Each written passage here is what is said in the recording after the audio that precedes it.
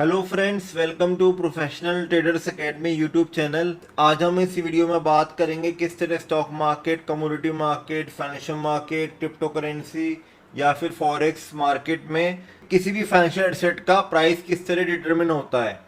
Price, जैसे कि हमने पहले बात करी है, डिमांड और सप्लाई के बेसिस पे चलता है। अगर किसी भी फाइनेंशियल एसेट में डिमांड आएगी तो उसका प्राइस ऊपर जाएगा, या फिर किसी भी फाइनेंशियल एसेट में अगर सप्लाई आएगी यानी अगर वहां पे बल्क में सेलिंग होगी तो उसका प्राइस नीचे जाएगा।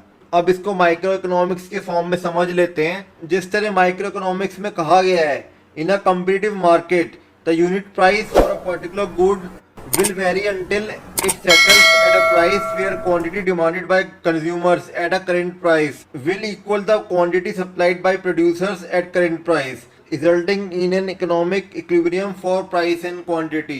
यानी किसी भी कमोडिटी का प्राइस तब तक वेरी करता रहेगा जब तक क्वांटिटी डिमांडेड बाय कंज्यूमर एक पर्टिकुलर प्राइस पे इक्वल नहीं हो जाती क्वांटिटी सप्लाइड बाय प्रोड्यूसर्स एक करंट प्राइस पे। अगर ये दोनों मैच कर जाएंगे तो प्राइस एक इक्विलिब्रियम की तरफ जाएगा और वो प्राइस वहां पे डिसाइड हो जाएगा।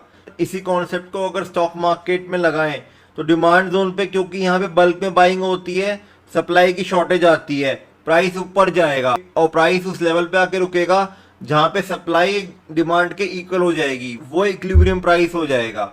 इसी तरह जब प्राइस सप्लाई जोन पे जाएगा, क्योंकि वहां पे बल्क में सेलिंग होती है इसलिए वहां पे सेलर्स बढ़ जाएंगे और बायर और सेलर के बीच का इक्विलिब्रियम बिगड़ जाएगा, इससे प्राइस नीचे की तरफ आएगा और उस प्राइस पे जाके सेटल होगा जहां पे दोनों मैच करेंगे।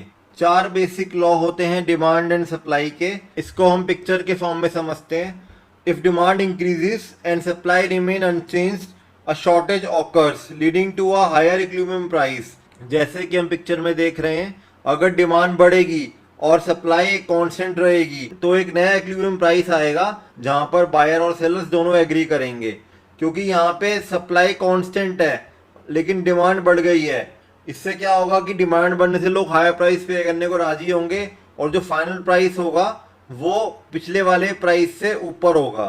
सेकेंड लॉ कहता है कि अगर डिमांड डिक्रीज होगी लेकिन सप्लाई हमारा कांस्टेंट रहेगा तो उस केस में भी हमारा नया इक्विलिब्रियम प्राइस पिछले प्राइस से नीचे होगा, क्योंकि सप्लाई कांस्टेंट है लेकिन डिमांड घट गई। इससे क्या होगा कि मार्केट में सरप्लस प्रोडक्ट अवेलेबल होगा जिससे बायर्स कम हो जाएंगे और एक लोअर इक्विलिब्रियम प्राइस सेटल होगा।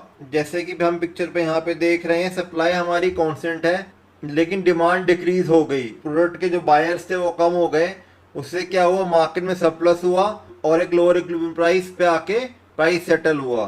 थर्ड लॉ कहता है if demand remains unchanged and supply increases, a surplus occurs leading to a lower equilibrium price। यानी अगर डिमांड हमारी फिक्स्ड है लेकिन मार्केट में सप्लाई बढ़ गई तो इससे क्या होगा कि मार्केट में सरप्लस क्वांटिटी होगी, उससे ये होगा कि मार्केट में हायर क्वांटिटी अवेलेबल है जिससे प्राइस एक लोअर इक्विलिब्रियम प्राइस की तरफ शिफ्ट होगा। फोर्थ लॉ है if demand remains unchanged and supply decreases, a shortage occurs leading to a higher equilibrium price. इसमें अगर किसी भी क्वांटिटी की डिमांड कांस्टेंट है लेकिन सप्लाई डिक्रीज हो गई, उससे क्या होगा, मार्केट में फिर शॉर्टेज आएगी और बायर्स जो हैं हायर प्राइस पे करने के राजी होंगे और एक हायर इक्विलिब्रियम प्राइस शिफ्ट होगा, यानी चीज़ों की कीमत बढ़ेगी। इसी कॉन्सेप्ट को अगर स्टॉक मार्केट में लगाएं या किसी भी फाइनेंशियल एसेट में लगाएं तो हम देखते हैं जब भी प्राइस अपने सप्लाई जोन के पास जाता है वहां पे सेलिंग आती है, क्योंकि स्मार्ट मनी और इंस्टीट्यूशंस यहाँ पर बल्क में सेलिंग करते हैं। सेम जब भी प्राइस अपने डिमांड जोन के पास आता है तो यहाँ से प्राइस ऊपर जाता है क्योंकि स्मार्ट मनी और इंस्टीट्यूशंस यहाँ पे बल्क में बाइंग करते हैं। सेम डिमांड और सप्लाई का कॉन्सेप्ट किसी भी फाइनेंशियल एसेट में हम लगा सकते हैं। अब डिमांड जोन सप्लाई जोन को बिटकॉइन में अप्लाई करते हैं। हम देखते हैं यहाँ पर एक डिमांड जोन क्रिएट हुआ था 6 अगस्त 2021 को। इसके अंदर एंट्री हुई है प्राइस की 21 सितंबर 2021 को और फिर यहाँ से प्राइस ऊपर मूव किया है। तो demand zone and supply zone is the best method to trade in this market. Friends, अगर आपको ये वीडियो अच्छा लगा तो ज़्यादा से ज़्यादा इसको शेयर कीजिए, लाइक कीजिए, चैनल को सब्सक्राइब कीजिए and wait for the next video. Thank you very much.